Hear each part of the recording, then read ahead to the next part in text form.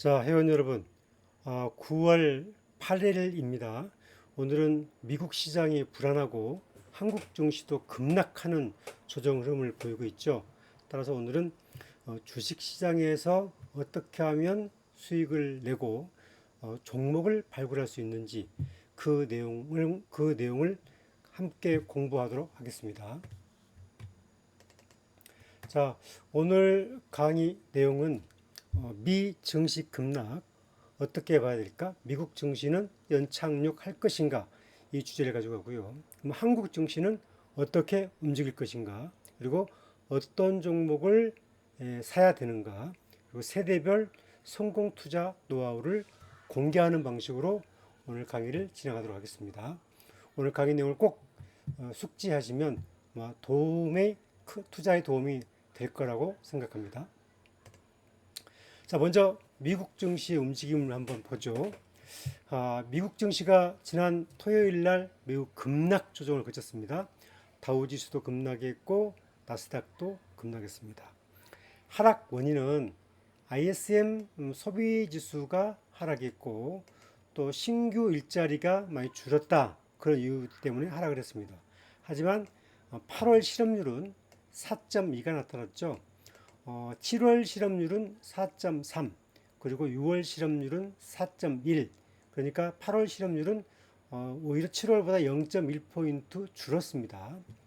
그런데 미국 다우 나스닥은 급락 조정을 거쳤는데 불안하죠. 그런데 만약에 여러분들이 미국 증시의 상승 원리를 알고 있다면 불안하지 않겠죠. 제가 오늘은 그 통계와 데이터를 가지고 미국 증시와 앞으로 한국 증시 종목 선택의 기준을 설명을 드리도록 하겠습니다. 먼저 미국 증시는 많은 경기 논란, 금리 인하가 있지만 먼저 이 GDP 수치를 잘 살펴봐야 됩니다, 여러분들이. 자, 그 내용을 보여드리면 먼저 미국의 GDP를 한번 보죠. 제가 이제 한번 설명드릴게요. 자, 지금 보시는 내용은 미국의 19년도부터 23년도까지 연간 GDP 성장률을 제가 보여드리고 있는 겁니다.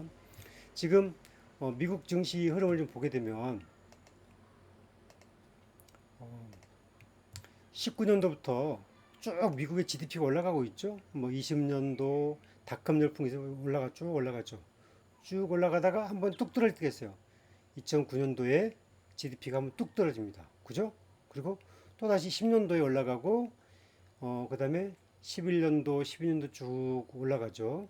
쭉 가다가 20년도 코로나19 때 한번 미국 경제가 위축해가지고 떨어졌다가 다시 23년도까지 GDP가 꾸준하게 올라가는 흐름을 보여주고 왔죠. 자, 미국 이 과정 속에서는 뭐 금리 인하도 있었죠. 금리 문제도 있었고 또 경기 침체도 있었고 많은 그런 과정도 있었어요. 그럼에도 GDP는 꾸준하게 성장했단 말이죠. 자, 그러면 여기서 이제 미국의 다우지수 차트를 한번 볼까요? 지금 여러분 보시는 차트는 지금 미국 다우지수 차트입니다. 이른바 20년도부터 24년도 현재까지 나와 있는 월봉 차트입니다. 자, 보세요. 지금 미국의 경기 보게 되면 2009년도에 침체가 있었고 GDP가 20년도 침체가 있었죠. 자, 미국의 그 주가 지수를 보게 되면 2009년도에 이 다우 지수가 한번 출렁했죠. 그리고 20년도에 출렁했죠. 그리고 22년도에 금리 인상 시기에 출렁했지만 23년도에 다시 한번 올라가서 지금 최고점을 뚫어버렸잖아요. 한국 증시하고는 달라요. 지금 미국 증시는 이런 흐름을 가고 있어요. 자, 그러면 미국 증시는 이 안에는 뭐 금리 상승 인하도 있었고 경기 둔화 침체도 있었고 많은 이벤트가 있었습니다. 그럼에도 불구하고 미국 다우 지수가 이렇게 꾸준하게 올라갔던 이유 중에 하나는 GDP 성장에 비례해서 올라갔다는 거죠. 이것은 통계가 얘기해주고 있는 거예요. 따라서 뭐 실업률, 뭐 ISM 소비심리 지수 다 포함해서 이 GDP 속에 다 들어가 있는 겁니다. 자, 그러면 나스닥도 한번 보죠. 나스닥을 보시면 물론 20년도에 닷컴 버블 이후에 있었지만 2001년도부터 쭉 보세요. 꾸준하게 이제 가다가 2009년도에 한번 출렁해서 하락했죠. 그 전에 올라가다가 나스닥이 빠졌었고 또 꾸준하게 올라가죠. 꾸준하게 올라가다가 2020년도에 19년도 20년도에 한번 나스닥이 또 빠지죠. 그렇죠. 그 다음에 또 엄청나게 올라가다가 2023년도 2년도 말에 금리가 인상이 되면서 나스닥이 뚝 떨어졌다가 다시 이렇게 또 올라갔다가 지금 조정을 거치고 있잖아요. 이 흐름을 보게 되면 다 GDP 성장률과 비례해서 움직이고 있다라는 걸 봐야 돼요. 따라서 미국 경제 흐름을 그렇게 여러분들이 부정적으로 본다거나 뭐 이렇게 무서워하게 되면 어떤 큰 흐름의 대세를 놓칠 수가 있다. 저는 그렇게 본다는 거죠. 자, 그럼 이제 미국의 그 GDP 성장률에 이제 큰 흐름을 이제 봤으니까 5년간의 GDP 성장률 한번 볼까요? 자, 미국의 GDP 5년 수치를 한번 보죠. 이게 지금 미국의 GDP 성장률의 5년간의 수치입니다. 자, 보세요. 이번에 2분기가 3% 나왔죠. 2분기가. 올해 발표 3%, 1분기가 1.4, 그 다음에 21년도부터 23년도까지 쭉 보세요. 마이너스도 있었지만 뭐 2.1, 2.7 이렇게 나왔었죠. 그리고 4.6, 2.6 이렇게 이런 사이클이 있었습니다. 이게 이제 미국의 분기별 GDP 성장률 추이예요. 그러면 지금 24년 2분기가 3%라는 것은 이 수치가 나쁘지가 않다는 거거든요. 그 다음에 지금 앞으로는 또 금리가 이제 인하를 앞두고 있어요. 금리를 인하고 있단 말이죠. 그 다음에 실업률도 8월 달에 4.2가 나왔어요. 그러니까 6월 달에 4.1, 7월 달에 4.3 가다가 8월 달에 4.2가 나왔기 때문에 뭐 일자리가 좀 줄어서 경기 둔화가 시작된 건 맞지만 금리 인하를 시작하고 그 다음에 GDP 성장률이 이렇게 계속 살아있다고 한다고 치면은 미국 경제는 연착륙이 할 수 있는 처방전이 잘 되고 있어서 큰 리스크를 잘 넘어갈 수 있다는 거죠. 따라서 여러분들이 섣불리 위험하게 굴면 안 된다. 저는 그렇게 보는 거고요. 자, 여기서 이제 한국 GDP 성장률 한번 봐야 되죠. 한국 GDP. 우리나라 GDP를 보시게 되면 같은 기간 25년간 19년도부터 2019년도 2009년 2009년도부터 19년도부터 23년도까지 를 보시게 되면 한국은 좀 달라요. 2008년도에 좀 9년도 떨어지고 그 다음에 15년도 떨어지고 그 다음에 19년도 20년도 떨어지고 21년도에는 팍 올랐죠. 그 다음에 21년도 22년도 떨어지고 그러니까 좀 이런 그 GDP 성장률이 우리는 미국처럼 꾸준하게 올라가지 않았다는 얘기죠. 이 흐름을 보시면. 자, 그럼 여기서 한번 우리 한국 증시의 한번 주가 지수를 한번 보면 되는 거죠. 자, 한국 증시 주가 지수 한번 보세요. 자, 지금 보시는 건 여러분들의 이제 그 코스피 지수의 월봉 차트예요. 여기에 이제 16년밖에 안 보이니까 2008년도부터 나왔죠. 자, 2008년도에 9년도 사이클에 주식 한번 출렁 급락했죠. 급락했죠. 자, GDP 한번 볼까요?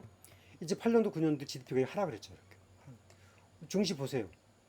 8년도 9년도 하락을 했죠.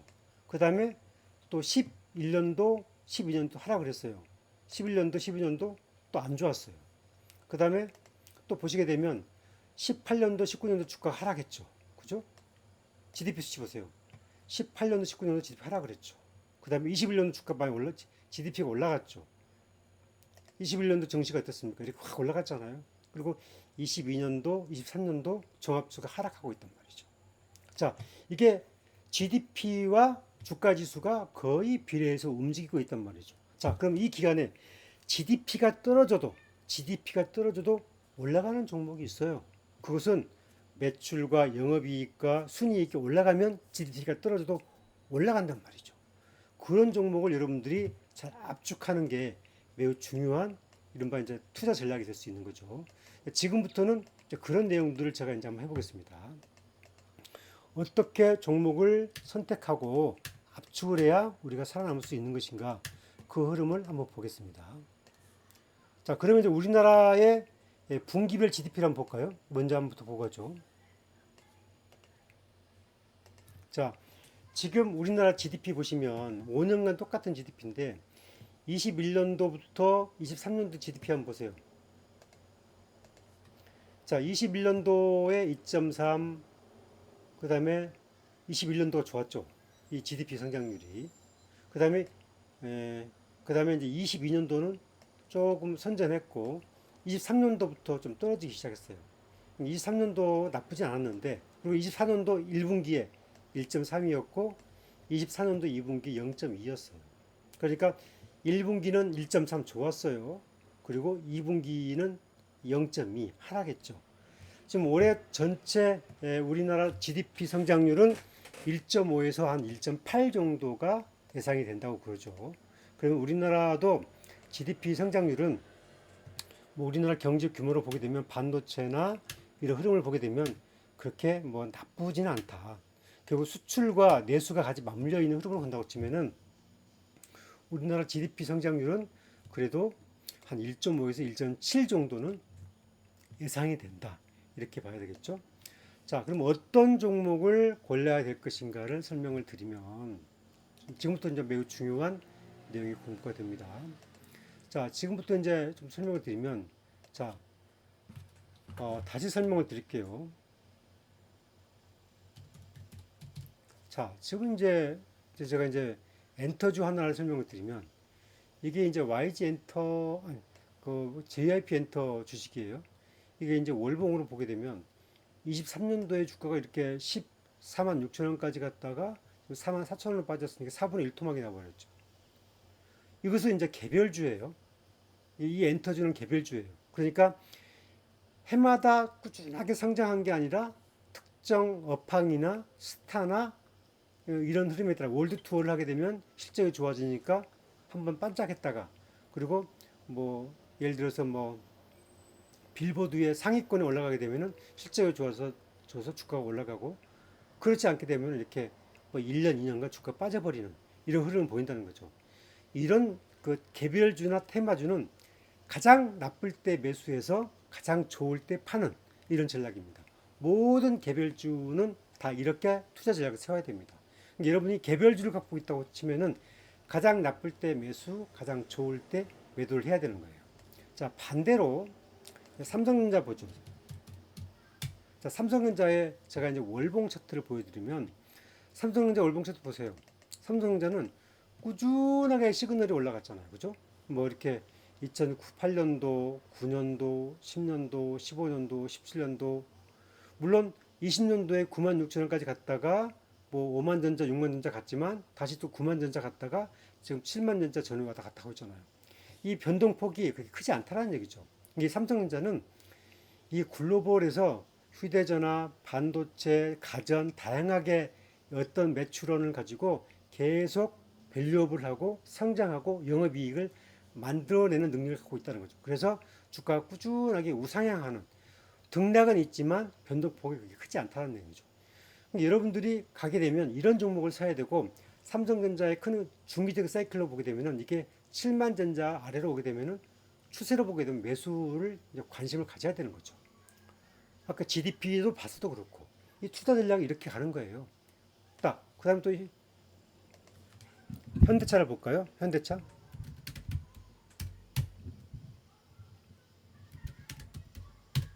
자, 현대차예요. 현대차의 같은 시기 보게 되면 현대차가 2013년도에 25만 원 갔다가 그리고 또 2018년도에 15만 원 갔다가 다시 25만 원 갔다가 다시 이 사이클 보세요. 21년도 사이클이 좋았잖아요. 우리 GDP가 좋았잖아요. 그죠? 글로벌도 좋았고. 그다음 24년도 현대차가 실적이 아주 좋았어요. 이게 우리 GDP도 좋았지만 업황이 자동차 업종이 좋았다는 거죠. 장사를 잘했어요. 글로벌 시장에 선전했어요. 이 흐름을 보게 되면 현대차 같은 이런 종목군들. 여러분들이 특히 중장년 세대, 그 다음에 30, 40 세대들은 주식 투자할 때 30, 40 세대는 월급 받아서 적립식을 투자해야 될 이런 종목을 사야 되죠. 삼성전자, 현대차, 제약주, 바이오주, 그다음 유틸리티 기업 이런 종목을 사야 되죠. 종목을 살 때 그리고 주가가 이렇게 떨어지게 되면 이럴 땐 비중을 좀 늘려가고 이럴 때는 조금 줄여가고 이런 사이클만 갈 뿐이지 이런 기준만 지키면 반드시 여러분 실패할 이유가 없어요. 단지 여러분들이 나 급한데 올해 분기 1년 만에 수익 내야 되는데 이런 생각 자체가 왜 위험한지를 제가 잠시 뒤에 설명을 드릴게요. 자, 그럼 여러분들이 어떤 종목을 갖고 되느냐? 자, 삼성전자 움직임 받고 엔터즈 봤어요. 봤죠? 그러니까 꾸준한 매출, 이익 성장, 능력 주식을 매입하면 실패하지 않는다는 얘기예요. 여러분이 너무 단기에 개별주 성격의 있는 종목을 가게 되면 안 된다는 거죠. 개별주를 사게 되면 가장 나쁠 때 사고 가장 좋을 때 파는 전략을 가져야 된다는 거죠. 최근의 흐름은 밸류업으로 시장이 가고 있어요. 삼성화재, KB금융, 메리츠금융 가고 있지만 지금은 밸류업으로 가고 있어요. 자, 설명을 좀 드리게 되면 자, 지금 이제 메리츠금융 볼게요. 메리츠금융주주 한번 볼게요.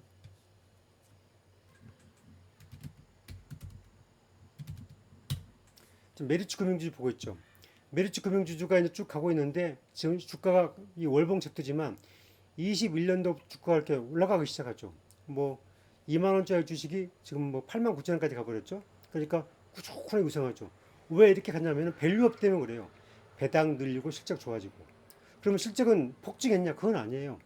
실적은 기본적으로 원가 관리 잘해서 주어지고 있는데 배당, 주주 가치, 밸류업을 굉장히 강화했단 말이죠. 그래서 이게 주가가 올라갔단 말이죠. 결국은 이 메리츠 금융도 그렇고 또 KB 금융 볼까요? KB 금융도 보세요.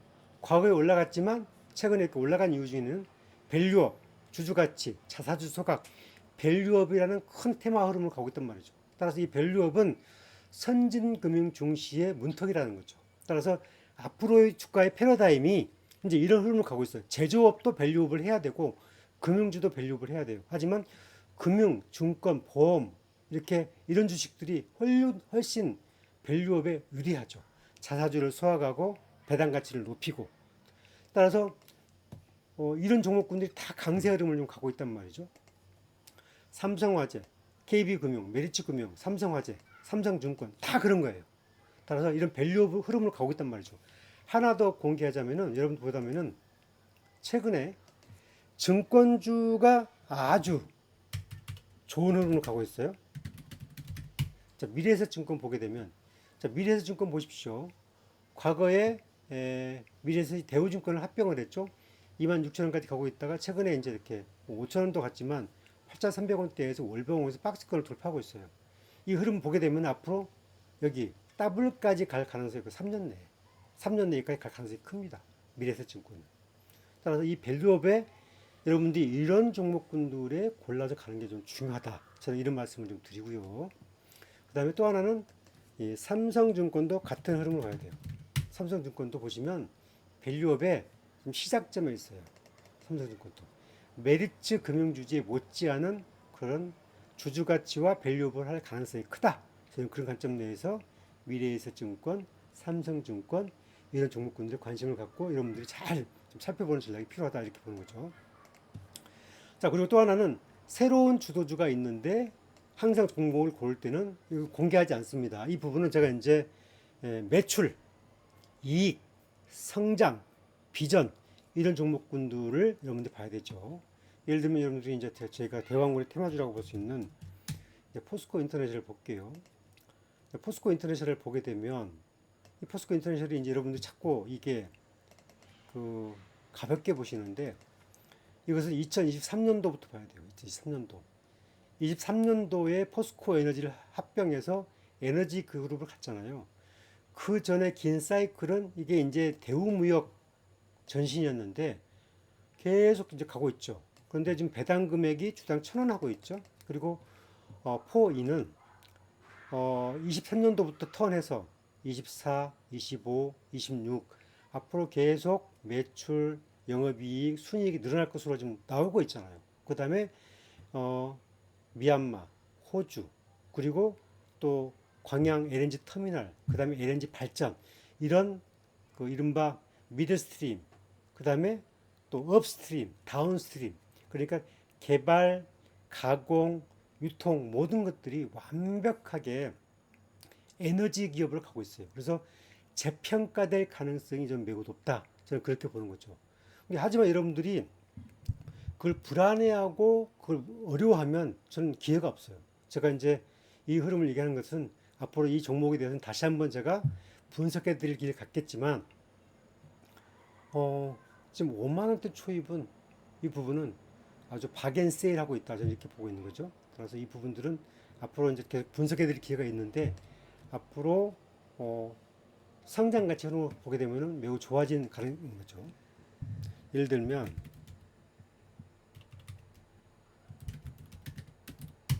하나 에어로스페이스가 보시면 21년도에 주가는 5만 원이었죠. 한번 또 볼게요. 이게 뭐 방산주긴 한데 합병을 통해서 키워낸 회사죠. 21년도에 평균 주가는 5만 원, 그 다음에 22년도에도 5만 원, 그 다음에 23년도에 8만 원, 그 다음에 23년도 후반에 뭐 12만 원, 그리고 24년도 거쳐서 뭐 15만 원, 20만 원, 29만 원까지 가버렸죠. 물론 성장성이 있고 뭐 방산 수출 계약이 많이 땄죠. 결국은 매출, 이익, 순이익이거든요. 하지만 이 회사는 아직 밸류업은 강하게 하고 있잖아요. 한 주당 한 2천 원 정도의 배당을 하고 있다고 봐야 되나요? 그러니까 앞으로 이런 이 주가에 반영되기 전에 가는 종목을 매수를 해야지, 주가가 이미 꼭지점에 있는 걸 여러분이 살라고 하고 치면은 그 타이밍은 늦고, 이렇게 투자 심리가 위축됐고 많이 힘들어할 때 그런 종목군들을 여러분들이 좀 발굴해서 압축하는 전략으로 여러분들이 대응을 해야 여러분들이 좋은 결과를 낼 수가 있다. 그런 전략을 말씀을 드리겠습니다. 오늘은 투자 교본을 좀 설명을 드리면, 자, 아마존의 창업자 제프 베이조스가 워렌 버핏과 이야기를 나눴어요. 자, 베이조스가 그랬어요. 버핏에게 당신의 투자 철학은 이해하기 쉽다. 당신은 세계 두 번째 부자다. 왜 사람들이 당신을 따라하지 않는가? 라고 물어봤단 말이죠. 그러니까 버핏이 뭐라고 했냐?